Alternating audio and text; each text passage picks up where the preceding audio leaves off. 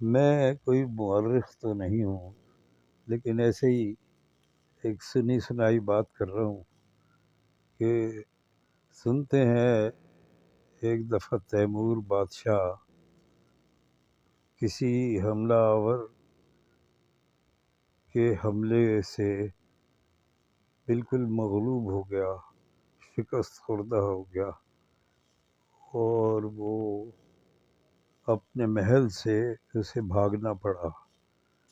بھاگتے بھاگتے کہاں کا کہاں نکل گیا، اور آخر کار ایک کسی جھوپڑی والے کے پاس پہنچ گیا، اور وہاں جا کے اس سے کہا کہ میں خطرے میں ہوں اور مجھے سپاہی پکڑ رہے ہیں اور مجھے پناہ دے دیں۔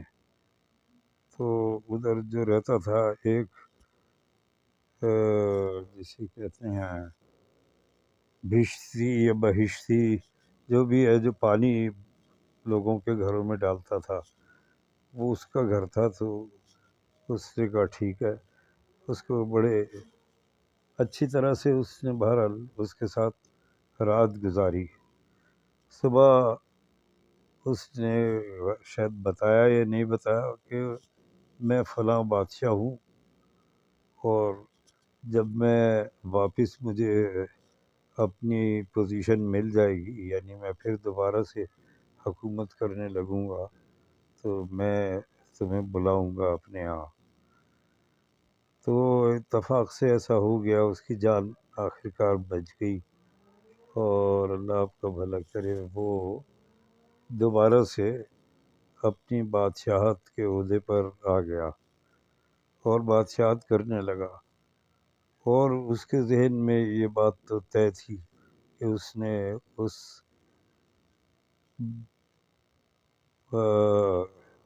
پانی ڈالنے والے سے وعدہ کیا تھا، جس کا نام نظام تھا، اور پانی بھرنے والے کی نسبت سے اسے لوگ نظام سقہ کے نام سے جانتے تھے۔ تو ہوا یہ کہ بادشاہ نے اسے آخر کار اپنے دربار میں بلا لیا اور اسے کہا کہ میں نے تم سے وعدہ کیا تھا کہ تمہیں بلاؤں گا، لہٰذا میری طرف سے انعام کے طور پر تمہیں میں 1 دن کی بادشاہت دیتا ہوں۔ اور اس نے کہا آج کے دن اس ملک پر تمہاری حکومت ہے۔ بہرحال وہ حکومت میں آ گیا بادشاہ، اور بادشاہ بن گیا۔ وہ یعنی سکہ بادشاہ بن گیا 1 دن کے لیے۔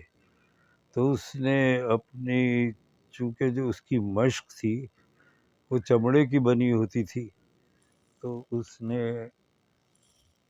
اپنے چمڑے کی نسبت سے ایک حکم جاری کیا، اور وہ یہ حکم تھا کہ آج کے دن اس کے نام کا سکہ چلے گا، اور وہ جو سکہ ہے وہ چمڑے کا بنا ہوا ہوگا، یعنی اس کی مشق کے چمڑے جیسے ہی چمڑے سے وہ اس نے سکے بنوائے، اور حکومت میں اس کے نام کا سکہ چلا۔ تو تاریخ میں یہ کہاوت مشہور ہو گئی کہ نظام سکہ ہے بھائی،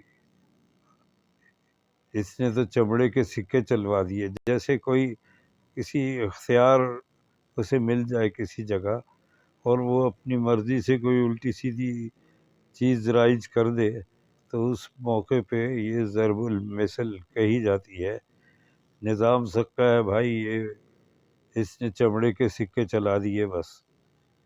تو یہ ایک ذہن میں بات آئی تھی، میں نے کہا آپ کو بتا دوں۔ شکریہ۔